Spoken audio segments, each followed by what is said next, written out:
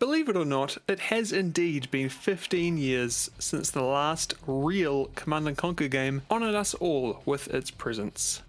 I don't really count this one, since it's a remaster, and I definitely don't count these two, for what I hope are obvious reasons.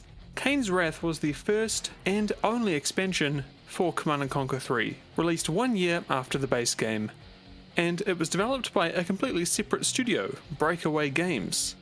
They had previously helped EA Los Angeles on the expansion for Battle for Middle-earth 2, so they were well versed in how that studio operated, and perhaps more importantly, experienced in how the Sage engine was used across their titles. Gameplay-wise, it introduced 6 new playable factions, with each base CNC3 faction getting 2 sub-factions derived from them. There were also updated techs and units that were universally available across NOD, GDI, and the Scrin. The story is both a prequel and sequel to Tiberium Wars. Essentially, if CNC3 is Breaking Bad, then Kane's Wrath is Better Call Saul. Bald guys and all. It follows Kane throughout the events post-Firestorm conflict, during the Third Tiberium War, and after the conclusion of CNC3, leading into the unfortunate events of the then non-existent Command & Conquer 4. It is a bit sad to think that the people making this at the time probably thought that they would have the green light to create a proper sequel to CNC3, considering the critical and sales reputation it had received just a year earlier. Oh well, we can just consider this an open-ended conclusion, ready to be picked up if and when someone with enough pull at EA decides it's worth the squeeze. So, yeah, never. Sorry. Well, we've established then that Kane's Wrath is the last real game in the Tiberium saga, a story that had its beginning in the mid-90s, and despite intentions, there are a lot of expectations resting on its shoulders. Namely, that it exists as a de facto send-off to the series, and as a conclusion to a story with chapters that will, let's say, never be written. So, then, a decade and a half after its release, does it provide that experience? Is it as good as you remember? Should you play it today? Let's find out as we delve into Command & Conquer 3 Kane's Wrath 15 years later.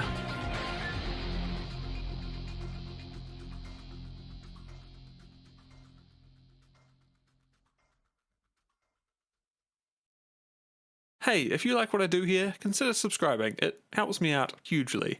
You can even support me directly through Patreon or here on YouTube. Thanks. Go ahead, my son. Push the button.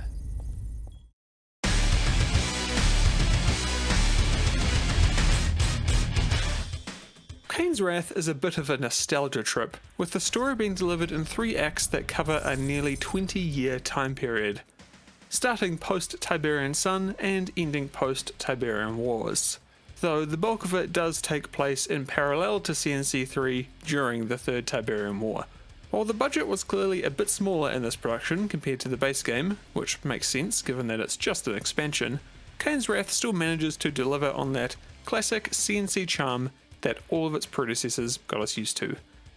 FMV cutscenes are here and in full swing, but since it's just Nod that we follow in this story, and within that it's basically only about Kane, we're mostly limited to this one room.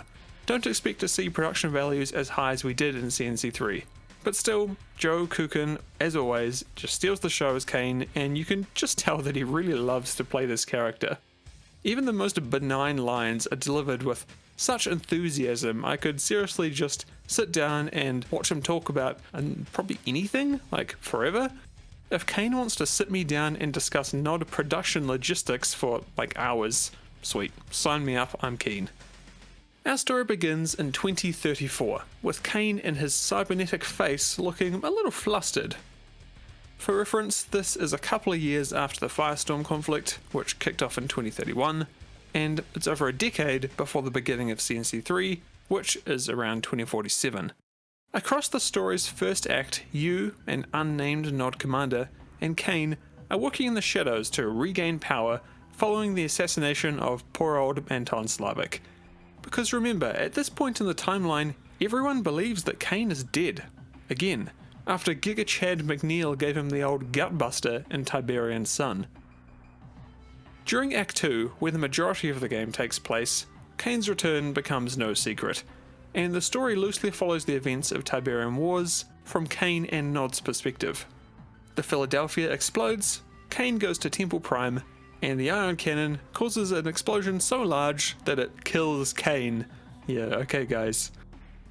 That then leaves the final couple of missions in Act 3, where the story jumps forward to 5 years post CNC 3, setting up future events that ended up sort of being addressed in CNC 4, but we can just forget about that, with Kane holding the Tacitus and Tiberium expanding to untenable levels across Earth.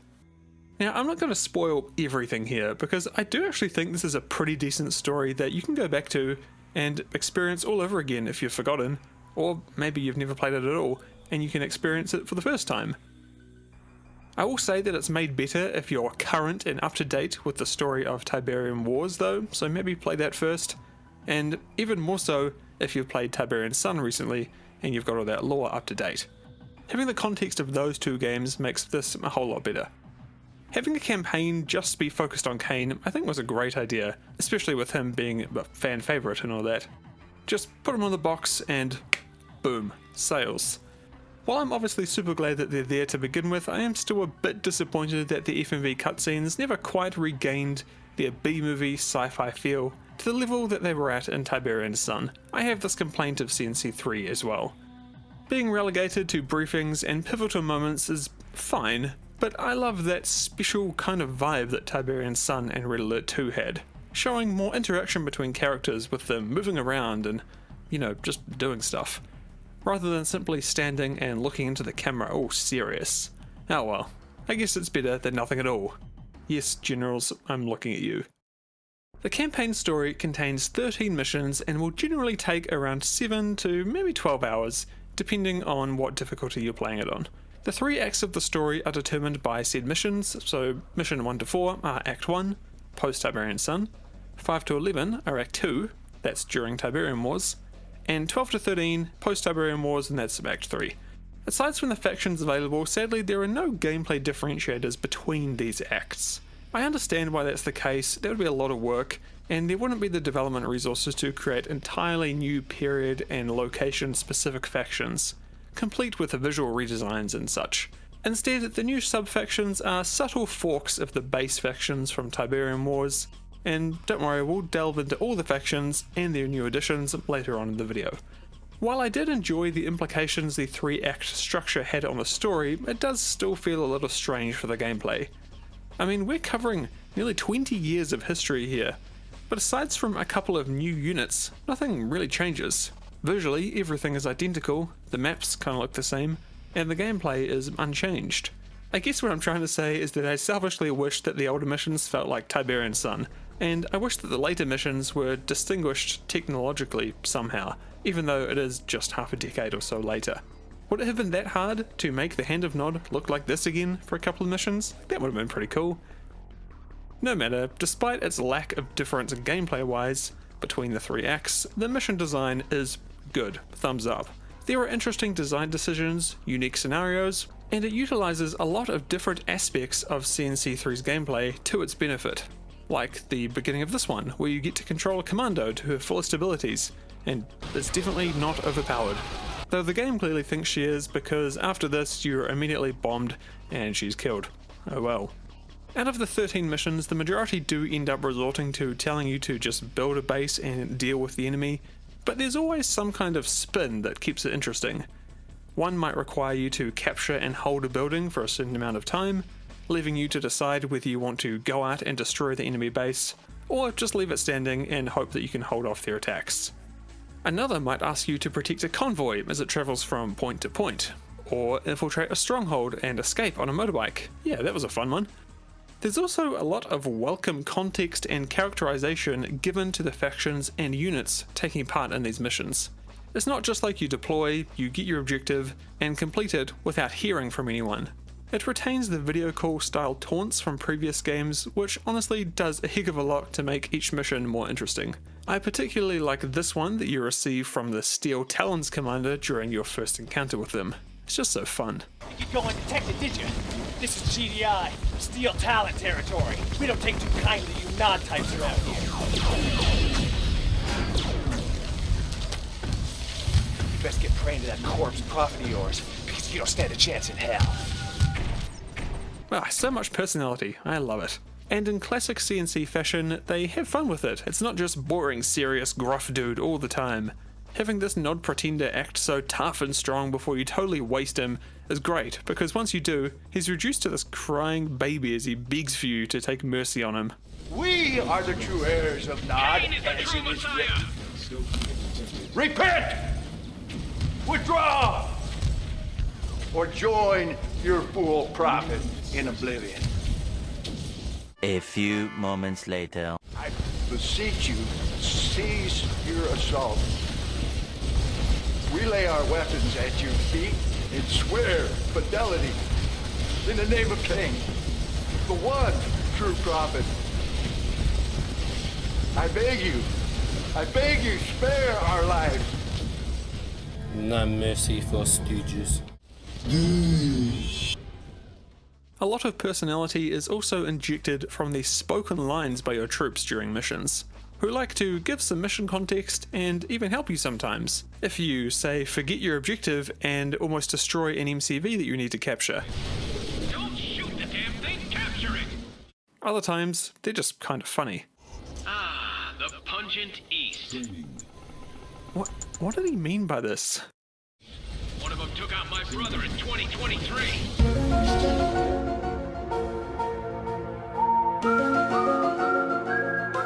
I'm glad that the classic CNC charm is present and accounted for here, despite Kane's wrath, more sort of darker tone. If anything, that tone amplifies these more light-hearted or ridiculous moments, which I think keeps everything quite interesting.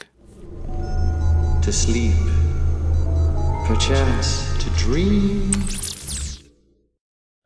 Thankfully, the campaign doesn't suffer from the balancing issues that the original CNC3 does. There's an issue with that original campaign because in several of the patches that were released after the game launched, there were some pretty large economy alterations. Particularly this one was a big issue because it drastically reduced the amount of Tiberium that harvesters could carry. But the developers either didn't think or didn't have the time to alter the balancing of the campaign missions to match this reduced income, so now it's much harder than before, since you've essentially got half the resources coming in that were intended when the campaign was designed.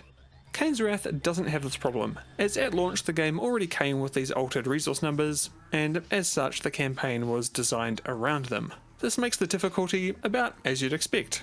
Easy is very doable, normal offers a bit of challenge, and hard requires some decent thought and effort, rather than where in CNC3, hard is nigh impossible and easy is anything but. Unfortunately though, I do have some pretty significant issues with Kane's Wrath's campaign and mainly its design philosophy.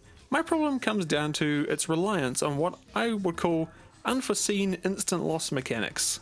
And these can take the form of objectives like escort this unit, do something within this time limit, or protect this building.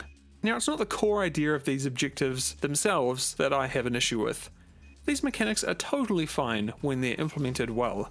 The problem that I have here is that these objectives are frequently hidden away behind another objective or a parameter.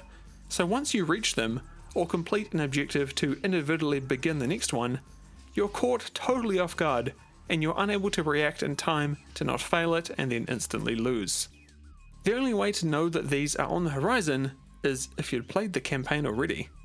Here's an example to better explain my point, as part of the 7th mission, The Doctor Vanishes. Here you're tasked with securing a GDI building to grab the guy inside. Pretty simple, capture the building, capture the guy, all in one objective. There's no indication that he might run away or you need to grab him or something. Once you establish yourself and fight through the GDI forces, you secure the area, you deal with their base if you want, and then you send in a saboteur to take the building. All good, right? Well, the game doesn't communicate that once you've captured the building, you also need to escort a Nod air transport back to your base with the target on board. It's important to note that you have no control over this transport. It comes in on its own time, on a timer, and it moves towards the drop-off point immediately. You can't influence its route or travel speed. So, you're sitting there, proud of a building, well captured, and now suddenly your objective is flying away and under attack by GDI aircraft and anti-air vehicles that seem to be popping out of nowhere. Maybe you've got some troops stationed between here and your base, maybe not, but either way, it's unlikely that you've got enough of them to cover the transport on such short notice. Like, this happens within 20 seconds or so. So he flies away, he gets shot down, explosion, boom, screams, and it's mission over. Well, I hope you saved the game recently, because there are no autosaves here. If you didn't, then you've got to replay the whole mission again from the start. This is the kind of design I'm talking about. You'd have no idea you'd even need to cover this transport from anti-air attack without playing the mission first. So in all likelihood, you'll just get owned by GDI that are scripted to attack the transport, and that's it. It wouldn't be as bad if there were checkpoints or autosaves, but there aren't. So save scumming is basically a necessity, especially at high difficulties, if you don't want to repeat missions over and over and over again. And this doesn't just happen once, oh no. Seemingly every other mission has a mechanic like this, unforeseeable by the first time player.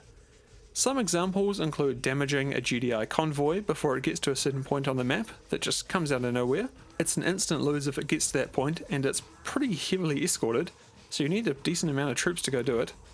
There's escorting a land unit from one side of the map to the other, after completing your primary objective of destroying a building. And even in the final mission of the game, you're put on a surprise timer after completing your main objective. And yep, you lose if it hits 0. This one annoyed me a bit because I'd forgotten to save and I had no clue that completing this objective would put me on a clock like this. There was no hint at all. So I had to play through the whole thing again, save scumming before completing said objective just in case. So yeah, I kinda hate this style of mission and it does drag down the campaign a bit for me. Thankfully though, if you're aware of it, you can get into the habit of saving the game every so often, and then it's mostly avoided. It does at least make for a significant challenge at high difficulties, so there is inherent replay value built in because of that, which some of you will appreciate. Despite the design issues, I still love the campaign for its story and gameplay overall, and I'm especially thankful that it hasn't been ruined by economy rebalancing like CNC3 was. If you haven't tried it before, I'd recommend it. Just be sure to keep that save button ready, and maybe hit it before you complete an objective.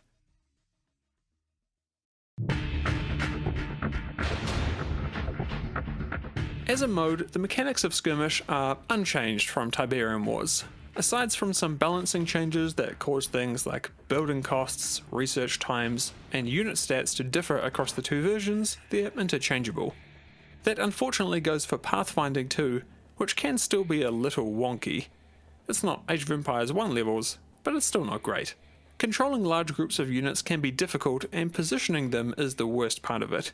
I find it works best to manually split them up and order them around as smaller units, rather than going for a blob meta, especially if you're hoping to control a mix of land and air units.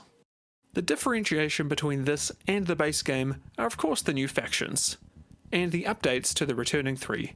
While in the campaign you're stuck with just playing Nod and their sub-factions of the Black Hand and Marked of Kane, leaving the other new factions to serve as Op4, here you've of course got access to the whole lineup. There's GDI with the Steel Talons and ZOCOM, and the Scrin with Traveler 59 and Reaper 17.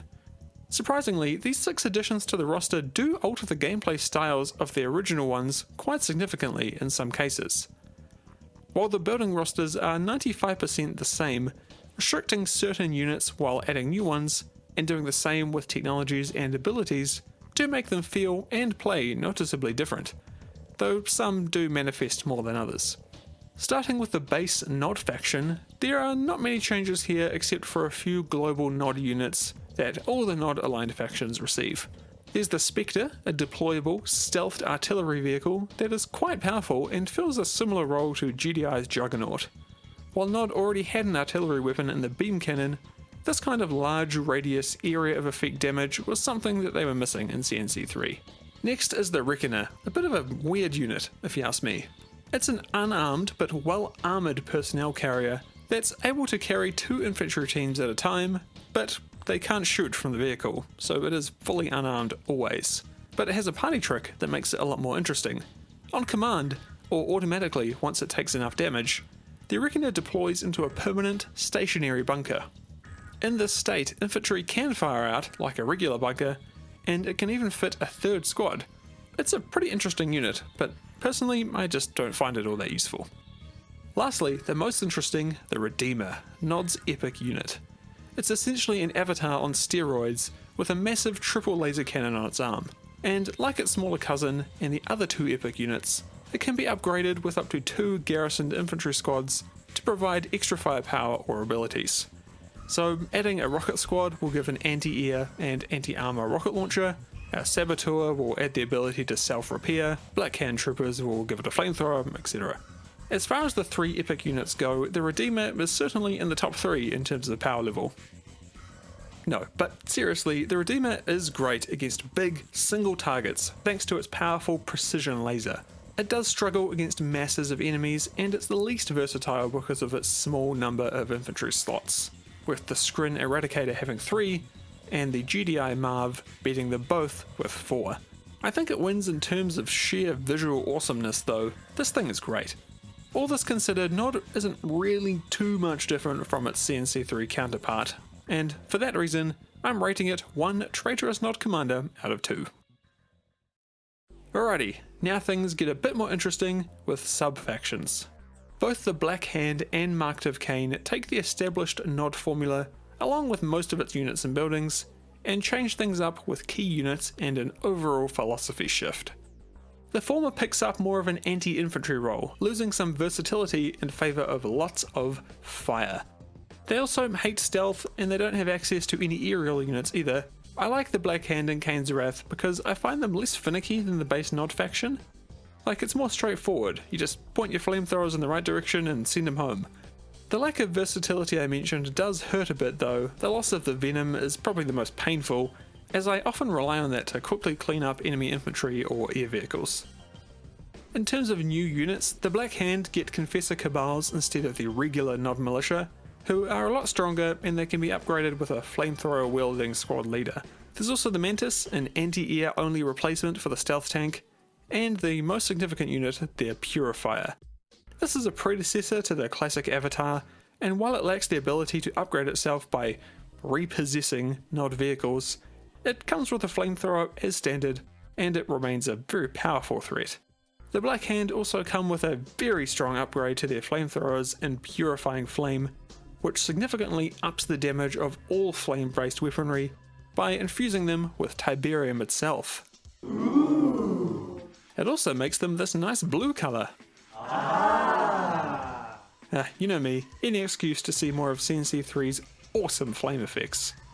Out of all of the factions in Kane's Wrath, the Black Hand are probably my second favourite, and the time we spend on each of them here will likely be directly proportional to where they fall on that scale.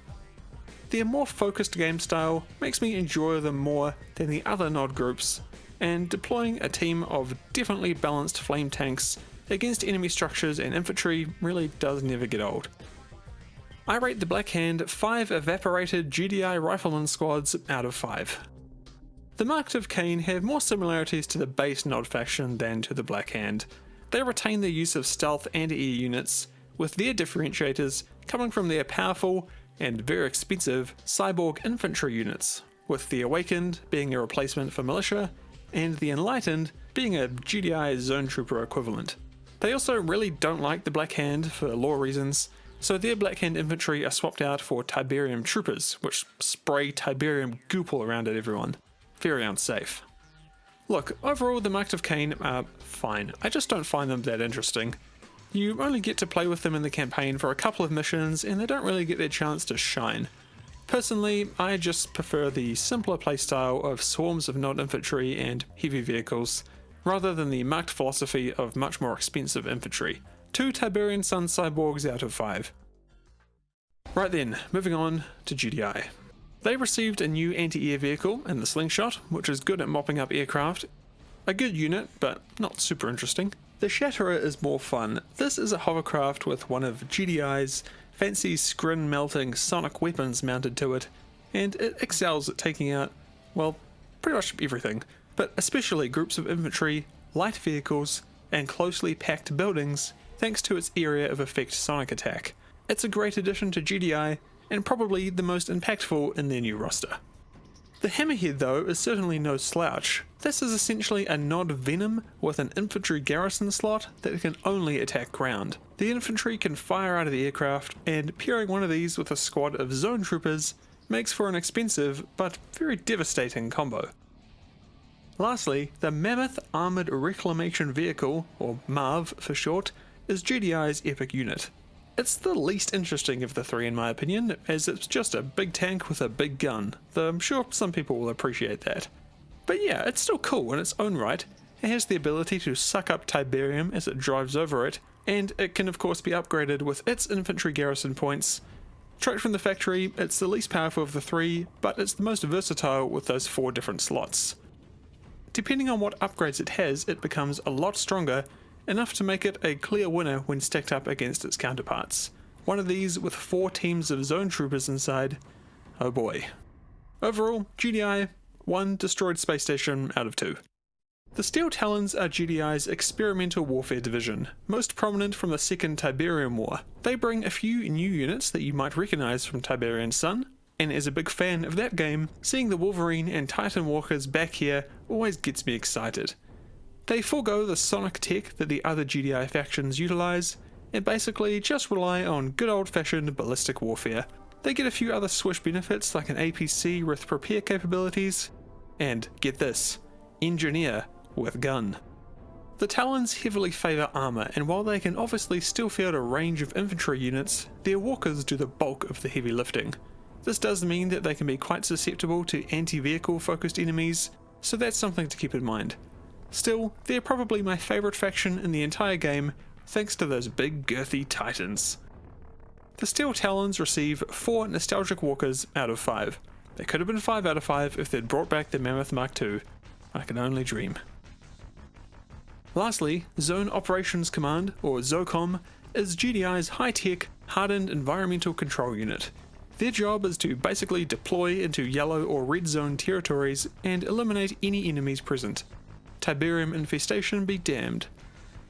As such, they love sonic weapons, because in the lore, the harmonic resonance tech is exceedingly good against Tiberium itself. Thanks to this, they receive a few very powerful new units.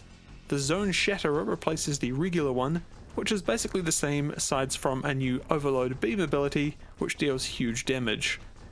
Then there's the Zone Raider, a mostly better zone trooper with splash damage attacks, and lastly the ZOCOM Orca, which is a regular Orca with, you guessed it, a sonic cannon. This thing is actually really tough and it will eviscerate infantry and light vehicles like not much else. It still lacks any anti-air defense though, and it does cost a bit more than the regular Orca, so it's a bit of an investment. Thanks to ZOCOM's ceramic armor tech though, it is at least a little bit hardier, with it reducing incoming damage by 25% once researched. ZOCOM are a little edgy for me with their fancy sonic cannons and cool guy zone units, but they're still fun, and if you're good at playing them, they can be very, very potent. I'm always surprised with how much damage their sonic weapons do when they're used smartly. For that reason, they get 3 Sonic Marv hardpoints out of 4. Okay, I guess we need to talk about the Scrin then. I've never been a big fan of CNC3's alien invaders. I always thought they were a little overpowered back in the day, and now I just don't find them as appealing as GDI's cool vehicles or Nod's nifty tactics. Anyway, they too of course have some new units, starting with the Mechapede, and design wise I'll admit this thing is pretty sweet. It's basically a big, chunky, armoured vehicle that can be customised through its different segments. Only the head spawns when you build it, and then it's up to you to decide how it's spec'd out. There's 4 segment types and it can have 8 total, so you can focus each Mechapede on being proficient at either just one thing, or maybe have it be a jack of all trades, and really everything in between. They're a great addition to the Scrin, and they're probably one of the coolest units in the game design-wise. The other 2 units aren't quite as cool, but they're fine all the same. Ravagers are infantry type units that are pretty complex in their own right. They're strong against infantry and light vehicles, but they also have the ability to detonate Tiberium-based units and buildings, like a harvester or refinery, leading to some pretty interesting strategies. And for the Scrin's elite unit, we have the Eradicator Hexapod, an awesome name for what is really just a bit of an amalgamation of existing Scrin units and abilities. Basically, imagine a regular Scrin tripod, add a few legs, the plasma disc weapon from the Devastator warship, make it huge, give it the ability to crush things under its feet, and that's the hexapod. Power-wise, it sits about in the middle between the other two, and it's a pretty decent all-rounder. I give the Scrin 1 overpowered faction out of 3. Traveller 59 received the smallest number of new units out of all the factions, with only 2 extras being given to them, and 1's a replacement. But mechanics-wise, they are some of the most interesting. Unlike anyone else, these guys focus on mind control, and exact their will through both of their new units. Cultists, a new infantry unit, and the Prodigy, an upgraded Scrin mastermind. They're an interesting faction for sure, but they're basically my least favourite across the range. I'd rather just build my own units rather than control others, and the Scrin aren't getting me out of bed in the morning at the best of times. 2 new units out of 10. The last new faction, Reaper 17, is a shock faction, and they focus on heavy ground assaults with upgraded vehicles and some powerful upgrades. Both the Shard Walker and Reaper Tripod replace their respective base counterparts and are overall simply better, with the former firing much higher damage Tiberium shards compared to the energy-based weapons of the original, and the latter sporting Tiberium infusions that make it even more deadly. And you can even make it green. Wow. Reaper also gets an upgrade to enhance all their Tiberium infused units with blue crystals rather than the standard green ones, greatly enhancing the lethality of their Shard Walkers and Ravagers. Oh, and if the Scrin economic machine wasn't strong enough, there's also a new growth stimulator to replace the standard growth accelerator, which acts like its predecessor with an extra bonus of a ticking Tiberium income, not unlike a Tiberium spike. As my favourite implementation of the Scrin menace, I give Reaper 17 3 hexapod laser arms out of 4. Despite all of the new factions in Kane's Wrath being derivatives of earlier ones, thanks to the sheer number of them, I think it was a much better choice to do it this way, rather than make just one entirely new one, if that was ever on the cards. Those, along with the additions to the base CNC3 factions, do make games in Kane's Wrath feel markedly different, and the unique philosophies offer a welcome shift in gameplay. Some are more prominent than others, certainly, but it's hard to be dissatisfied with what we got here. If I had any criticisms, I would have loved to have seen further visual distinction between the base factions and their derivatives. Like if the Steel Talons had a more Tiberian Sun themed design for their buildings and returning units, or if the Black Hand structures were more burnt or something, I don't know. That could have been awesome, and it would have done a lot to separate these new additions to what we had before. But still, they're great as is, and that would have been a lot to ask for an expansion, considering how much more extra stuff that we got with it. Speaking of, Kane's Wrath shipped with another mode separate from the campaign and Skirmish, Global Conquest. I'll note that if you are playing Kane's Wrath on console, you didn't get this mode, instead receiving Kane's Challenge, and we'll talk about that in a little bit. Global Conquest is your kind of standard turn-based, 2-level grand strategy / RTS hybrid mode, made famous by Total War, and employed by many RTSs both at the time and even still to this day, with varying levels of success. Throughout history, we've seen some resonate extremely well with players, such as with Empire at War's Galactic Conquest mode, which is still a fan favourite, and there's others that haven't done quite so well, like the recent one seen in Company of Heroes 3, according to most people. I still think it's pretty okay. In terms of complexity, Global Conquest falls more on the simpler side. Don't expect any Total War levels of management and strategy here. It's kind of similar to what you'd see in maybe Dawn of War. It's a fun mode, don't get me wrong, but it's not that deep, and it feels like a bit of an afterthought. I guess what I'm trying to say is that if you were present in an early Kane's Wrath design meeting, Global Conquest would not be the tip of the spear of this release. It's more like a cool idea that a summer intern had, and then developed it over 3 months. The beginning of a Global Conquest game sees you making a few key decisions, namely your faction and the difficulty of the AI. There are always only the 3 base factions available, and you can't do double ups or have 3 GDI or anything like that. You pick one, and the other 2 are AI enemies. Each faction has their own unique victory condition, as well as the standard destroy all enemy bases seen across all 3. Once you deploy, you get placed into this overworld map showing the whole world. And wow, look at that, they even remember New Zealand. Nope, just kidding. Come on guys, what the hell? In the lore we're a blue zone, so where are we? New Zealand shafted again. At least Australia is some like hellscape now, works for me. Anyway, across the world map, every faction will begin with a set of bases. These can be upgraded, attacked and destroyed throughout the game. Your primary means of engaging the enemy are through strike forces, probably Global Conquest's most unique feature. A strike force is built and deployed by a base, and it can be preset or custom made. These are also split by sub-faction, so a GDI strike force can be either standard GDI, Steel Talons or ZOCOM. Strike forces cost credits of course, which accumulate each turn in the overworld, and the units encased in said force can only be built by a base with a high enough tech level. These strike forces can range from small scouting operations with a couple of pit bulls or APCs, to large groups with an MCV, heavy armor, and everything in between. Once deployed, a strike force can engage other enemy strike forces or a base itself. Doing so activates a skirmish match, which you can then choose to play yourself or through an auto-resolve. And that's it, honestly. You skirmish around, wipe out bases, and work towards your win condition. And there's also some special abilities to use, like in Skirmish, and what ones you have will be determined by what buildings you create in the overworld. So yeah, I mean look, this is not a complex game mode or anything like that, but if you imagine Global Conquest playing like a bunch of skirmish battles loosely tied together in a simple but enjoyable overworld, you'd be right on the money. It is really a good way to spend a few hours, and if I was going to boot up Kane's Wrath for a bit of solo comp stomping, I might even consider playing it this way rather than just doing a few custom skirmish games.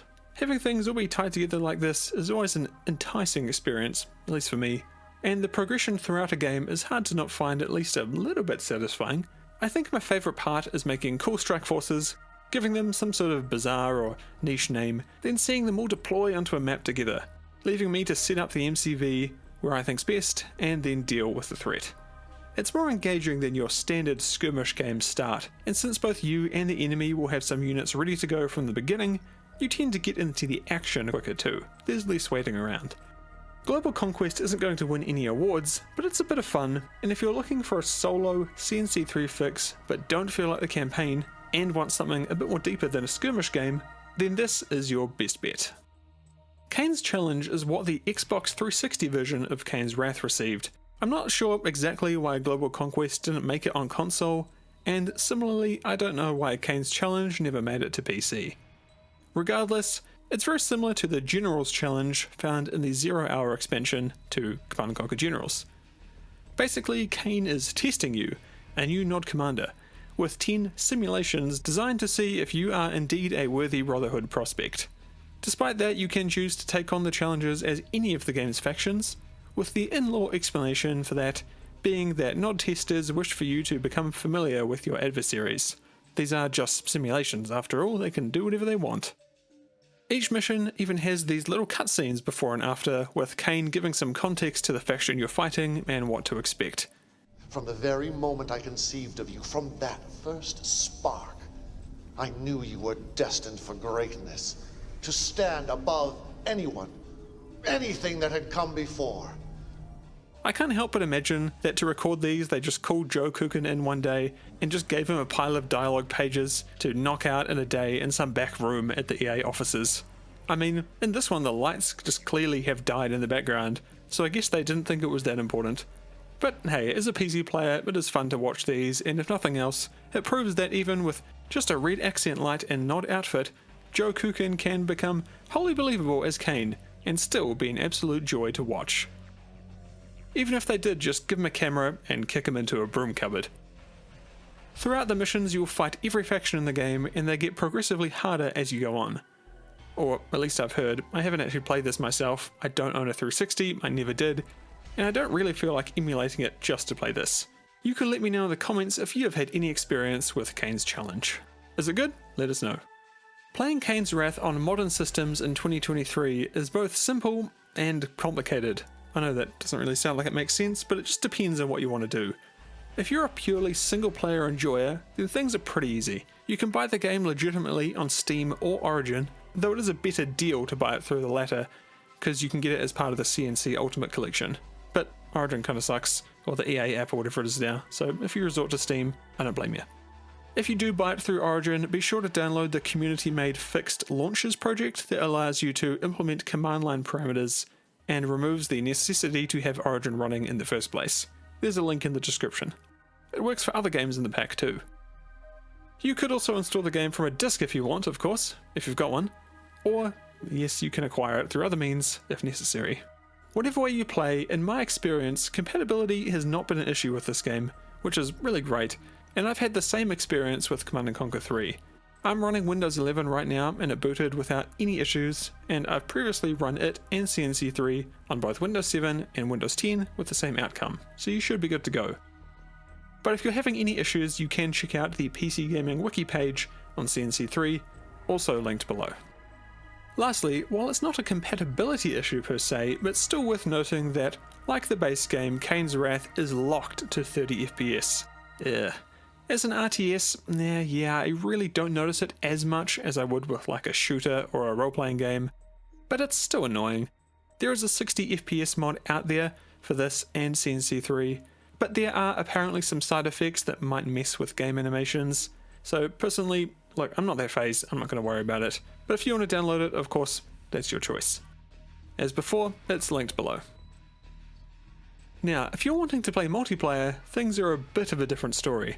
While you can try your luck with virtual LAN services like Hamachi or Game Ranger, in my experience, your best bet for working multiplayer is using CNC Online, the same service that supports Generals and Red Alert 3. Your mileage may vary with this method. I've heard some people say that they just cannot get it working for whatever reason, it just doesn't work. All I can say is follow the instructions, own the game legally, and theoretically you should be able to play multiplayer as you used to when the GameSpy servers were still running. There's a link in the description, you could guess, as how to install and get it running yourself. Full disclosure, this isn't quite as simple for all of us in the Discord group as just downloading and playing together. There is a bit of a setup process, but the biggest issue that we found when trying to get reliable connections with each other inside the lobby was not meeting the minimum connection requirement to start the game. This is likely because we were all peppered around different parts of the world, so you'll probably have better luck if everyone you want to play with is in the same region. That still does leave potential ISP and router issues though, which this game does seem overly sensitive to for some reason, so I'd recommend giving a VPN a try if you're having trouble. We were able to sort our problems by having all of us connect to a server in Germany, though I'm sure any kind of same rough area would work. And even though the game rated us as having poor connections, there were connections all the same, and there was a bit of input lag when playing, but it wasn't that bad. And yeah, look, here's proof. Here's me and a couple of the lads from the Discord server playing. We had a few games a few nights ago, and it was really fun. I'm sure we'll be doing it again in the future. And yeah, there's room for 8 players, and the AI is pretty difficult on the brutal setting, so there is ample room for chaos. If you want to take part in games like these in our regular events, then you can consider becoming a patron or YouTube member, and you'll get access to the Discord for as little as $1 a month. And of course, I hugely appreciate it. Kane's Wrath is one of the best RTSs of all time. Obviously, it couldn't exist without the base game in CNC3, but unless you're playing the campaign, I don't see much reason to go back to it when this exists. It has more factions, expanded single-player game modes, a unique campaign all of its own, and skirmish and multiplayer that's simply better, with the new strategies and mechanics afforded to you by the new units, upgrades, and faction philosophies. I'm glad to be able to say that it's also really easy to buy, it's simple to run, and it's relatively painless to get multiplayer games set up and running. It's pretty difficult to find a classic RTS that ticks all 3 of those boxes. It holds up fantastically, and if you're looking for an action RTS to play either solo or with some friends, Kane's Wrath is one of your best choices out there. 10 Kanes out of 10. Thanks very much for watching, and thanks to those who support me via Patreon and YouTube memberships. So thanks to Aero, Jack, Nutty Jawa, Overlord Jubis, T-Edits, Crispy Robo Chicken, XV204, Benjamin, David, Cynical Cheddar, and Sebastian, and my Cavaliers, Dakayo, Wintendo, Bad Ghosts, Sean, Grey Spirit 4, Peter, Tim, George Netters, and John Kaiser, and my Paladins, Johnny Woof, Marika, Eric, Thomas, and Joe. Thanks very much, guys. You know I appreciate it. And some Q&A. Sorry I sounded blocked up. I've been sick for the last few days, and I was hoping I would be better by the time I had to record these Q&As, but I'm not. So apologies for that. Grey Spirit asks, what do you think of RTS games, esport or competitive? Do you think RTSs should be made for professional play, or do make the game accessible to casual players who are new to RTS, or balance between professional and casual? I think the easy answer is that you do need to find some sort of balance, though obviously some games will skew one way or another, but having a game that is obviously really easy to get into but really hard to master is very difficult to do, but it can be done, and when it is done, it can have a lot of life. Something like Age of Empires 2 is a great example of this. Basically anyone can jump in, play, have fun, but the skill ceiling for that game is super high, so I do think there needs to be a catering to both sides of that. Thomas asks, do you like space games or just dinosaur games? Definitely both. Space dinosaur games usually don't go well together, so usually I enjoy them separately. Another question from Grey Spirit 4. Do you prefer two-dimensional movement RTSs, such as land, sea and air, or three-dimensional movement RTSs through space? I'm a bit of a two-dimensional guy. I've never found a 3D RTS to be really easy to control. Homeworld is obviously pretty high up there, but even then it has its moments. So yeah, I'm a bit of a traditionalist. 2D for me. And Kaio asks, any plans on covering more retro / lesser known games? It's a good question. I do try and cover things that aren't necessarily getting headlines at big publications or getting covered by big YouTubers, because they definitely deserve their time in the spotlight. But in saying that, I just don't have enough time to cover every single game ever made, and there is many games that are being made. If you saw my email inbox with the amount of requests I get to cover games, it's pretty insane, and I can't imagine how it's like for YouTubers with a lot more subscribers than me.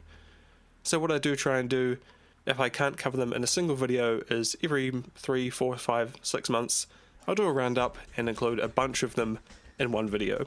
So that's probably the best place to look for those lesser known games, and if something really stands out to me, then I will try and make a dedicated video to it. And Eric asks, in showcasing upcoming game Dwarf, you mentioned the dreaded E word, efficiency. How dare you? Please explain yourself.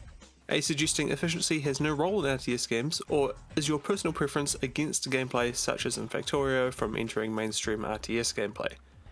I think efficiency obviously does have a place in RTS, like the whole thing is to be efficient with your resources and your units and everything else, but personally I'm just not into that being the sole focus of the game. Often I like an RTS where you're able to chill a bit and you don't have to worry about everything being perfectly efficient and not being severely punished for that, so that's kind of what I mean. But of course every RTS does have that efficiency component, and I think that is a necessity for pretty much every RTS out there, especially if you want to get a high skill ceiling. Thanks very much for the questions guys, and thank you for watching, and I'll see you all next time.